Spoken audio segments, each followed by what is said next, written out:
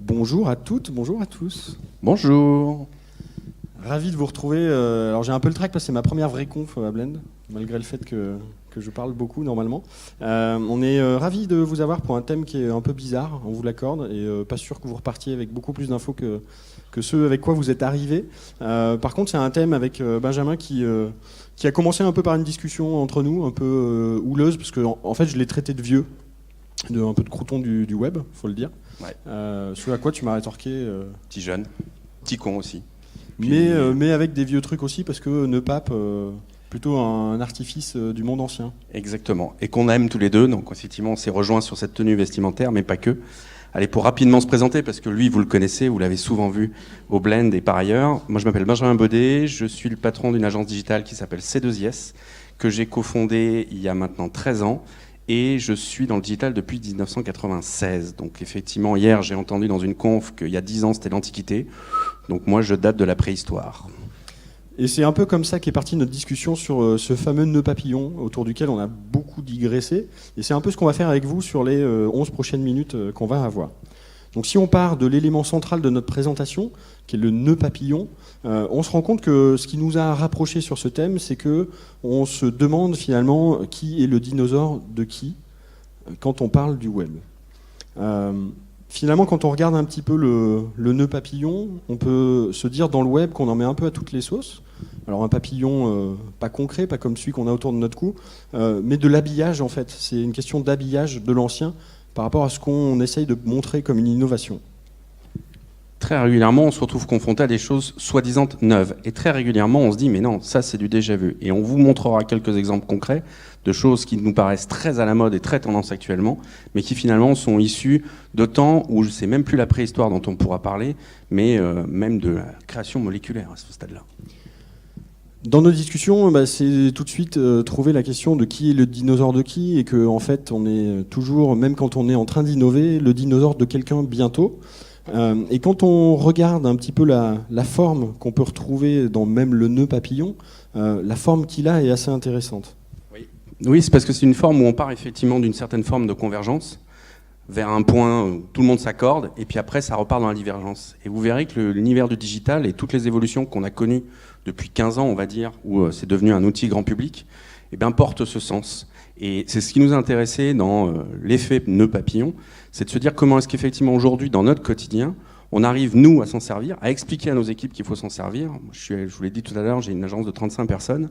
J'ai recruté un certain nombre de personnes durant toutes ces années, et à chaque recrutement, je leur expliquais que ce qu'on fait aujourd'hui, c'est pas ce qu'on fera dans 1 an et demi. Et ça, il faut se le mettre en tête. Et il faut rentrer dans ce cycle permanent d'évolution. Et comment est-ce qu'effectivement je vais m'approprier ce que je suis en train de vivre, ce que je suis en train de faire, et comment je vais le faire évoluer pour m'amener vers de nouvelles choses. Et le nœud papillon, il est dans cette logique-là.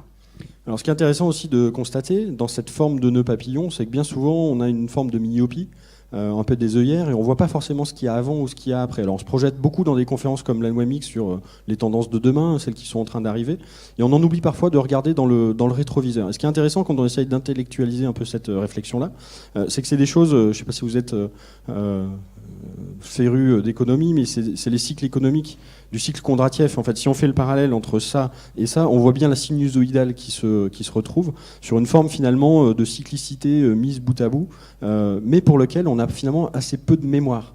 On se souvient très peu de ce qu'on avait avant, et c'est un peu ça qu'on va essayer de vous illustrer avec quelques exemples de ce qui se passe aujourd'hui.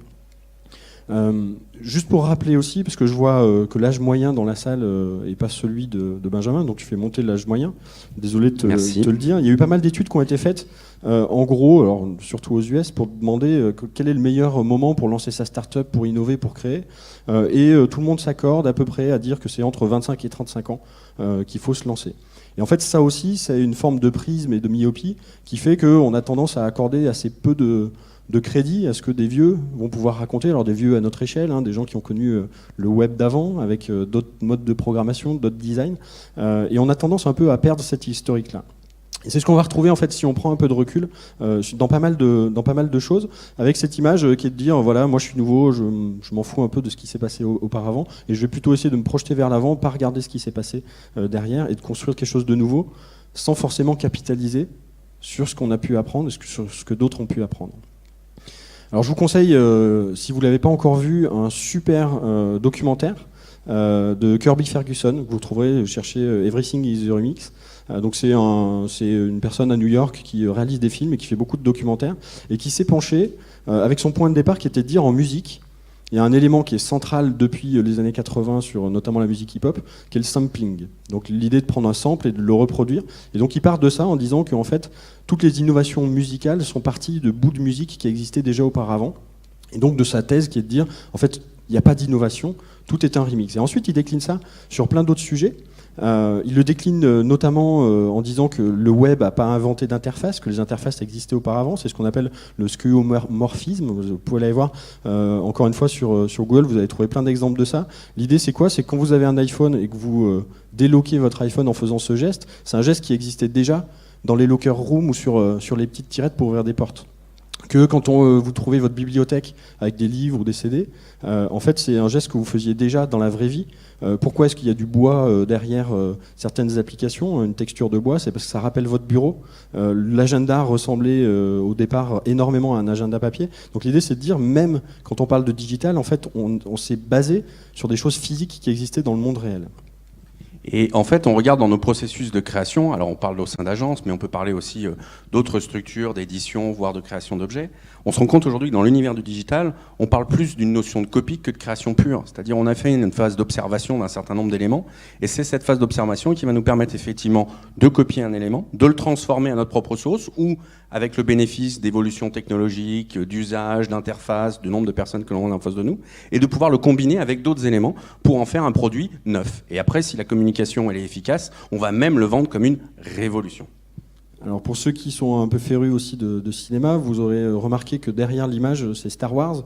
Star Wars, dans l'univers du cinéma, c'est juste un copy-paste d'énormément d'autres films, où George Lucas a beaucoup bouffé d'autres films pour assembler tout un tas de choses. Et là encore, il y a beaucoup de sites qui vont aller décortiquer en disant ça a été vu dans tel film de 1960, ça a été vu dans tel film de 1940. Et en fait, de voir qu'on peut réécrire complètement l'histoire en la réhabillant, en mettant peut-être un peu de storytelling dedans. Et quand on repart d'une papier, on a trouvé quelques schémas et quelques exemples concrets. On prend l'exemple du téléphone mobile. Vous avez cette représentation qui est derrière nous. On est parti sur des grands usages de téléphone mobile. On y revient aujourd'hui après avoir fait des points de convergence sur des outils relativement minimalistes, très petits, qui devaient tenir dans la poche. On sait que demain, on va pouvoir aller vers effectivement des devices qu'on a autour du poignet ou d'autres outils qui vont nous amener dans la vague suivante et dans l'évolution suivante, dans le nœud-pape suivant. Pareil, si on reste dans la filiation du téléphone mobile, tout le monde s'accorde à dire que le dernier iPhone 7, il n'a rien d'innovant. Il a copié des fonctionnalités sur d'autres devices, chez d'autres confrères et les moins concurrents, pour faire en sorte qu'effectivement il arrive à un produit un peu plus abouti. Mais il n'a rien amené de réellement révolutionnaire sur ce marché. Alors si on sort, encore une fois, si on prend un peu de recul au niveau des âges, on parlait pour ceux qui étaient hier soir en plénière de bulles, de grands crashs de startups qui ont beaucoup levé d'argent. En fait, on est complètement myope parce que ça s'est déjà passé. Ça s'est passé avec une startup à l'époque qui s'appelait Webvan, qui voulait faire une boutique de groceries, d'épicerie en ligne aux US. Ils ont levé 800 millions de dollars à l'époque, donc c'est autour des années 96-98. Ils ont essayé de développer très vite leur business et puis ça s'est crashé. Ils ont réussi à cramer ça en tout 1,2 milliard en à peu près 3 ans et demi. Donc c'est une histoire qui est assez emblématique et que finalement tout le monde a oublié pour se dire que parfois il faut juste attendre d'avoir prouvé son marché avant de continuer à lever et que la création de valeur se percute parfois avec la réalité économique de certaines entreprises. Autant dire qu'on s'est accordé avec beaucoup de choses sur Guilhem sur cette présentation. On a juste eu un vaste débat de fond sur Uber, sur la perception effectivement de comment va s'en sortir cette entreprise qui est en train de reproduire exactement le même mode de cramage. Alors ça s'accélère encore plus vite. Aujourd'hui, on parle beaucoup de copycat startup. Donc le fait de copier une startup qui est en train de réussir dans un autre pays et puis de la reproduire. Il y a des fonds d'investissement type Rocket Internet qui sont devenus les pros de ça. Ils repèrent des bonnes innovations. Ils les font à l'échelle planétaire dans tous les pays en le reproduisant. En fait, ça rajoute à la myopie parce qu'en fait, on est en train de copier quelque chose qui est peut-être en train de marcher sans prendre le temps de se poser la question de est-ce qu'on a bien compris les bases, est-ce que c'est des choses qui ont déjà été faites auparavant, et finalement être dans une forme de précipitation. La précipitation, on la retrouve aussi, et c'est assez marrant les allers-retours de l'histoire, ça c'est Minecraft. Il y a des gens dans Minecraft qui revivent dans Minecraft. Alors déjà on peut dire les graphismes de Minecraft sont déjà quand même assez récessifs. Ils ont reproduit des maps de Doom dans Minecraft. Donc ceux qui jouaient à Doom il y a 15 ou 18 ans vont retrouver leur petit avec une des cartes magiques de Doom, et c'est dans Minecraft aujourd'hui. Il y a des gens qui passent des heures et des heures déjà à reconstruire les maps et puis ensuite à y jouer. Je peux vous dire que là-dessus, il y a quelques dinosaures dans la salle qui sont très à l'aise et qui sont capables de prendre toute jeune génération à ces jeux-là. Pokémon, on en a beaucoup parlé dernièrement. Pokémon, si on remonte à Pokémon Rouge, qui est sorti à la fin des années 90, le gameplay consistait à exactement la même chose, sauf qu'on était sur une Game Boy avec moins de couleurs, moins de choses différentes, mais finalement un device qui n'était pas beaucoup plus gros, si ce n'est épais, que les devices qu'on peut avoir aujourd'hui, sur un gameplay qui était je me balade, je collectionne, je fais des combats. Voilà, on a rajouté une couche de géolocalisation par-dessus. Et puis il y a une accélération parce que c'est devenu très gros très vite et puis ça se dégonfle. On a la même chose sur les blagues. Qu'est-ce qui marche dans les blagues sur le web? C'est le comique de répétition.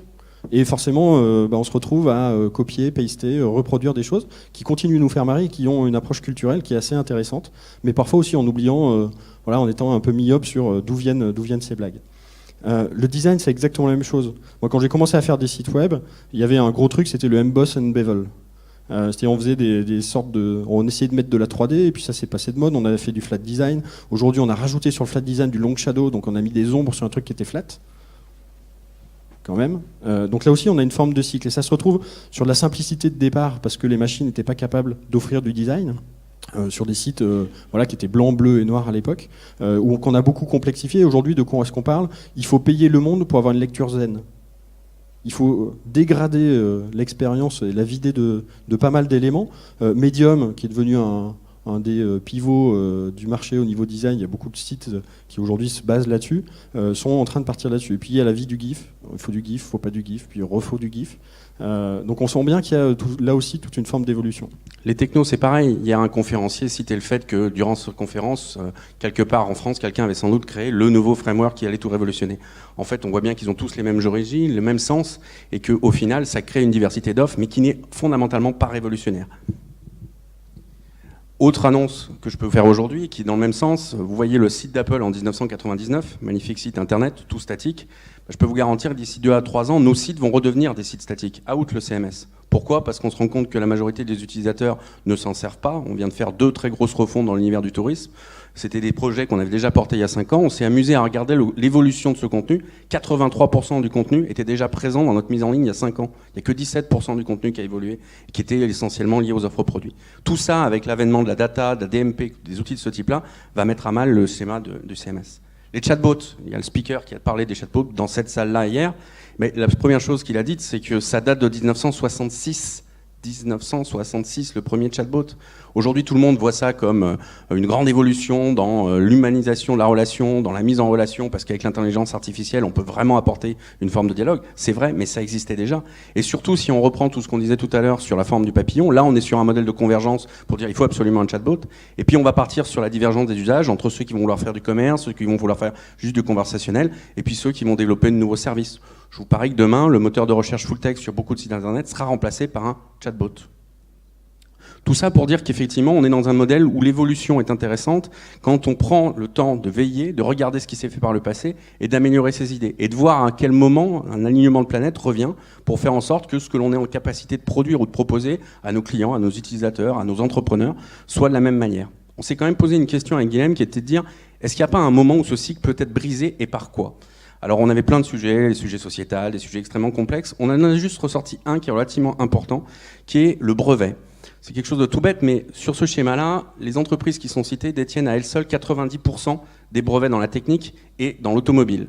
Ces gens-là, et c'est un savoir-faire qui est très US, et nous, Européens et Français, nous sommes très en retard par rapport à ça, on ne sait pas breveter nos innovations.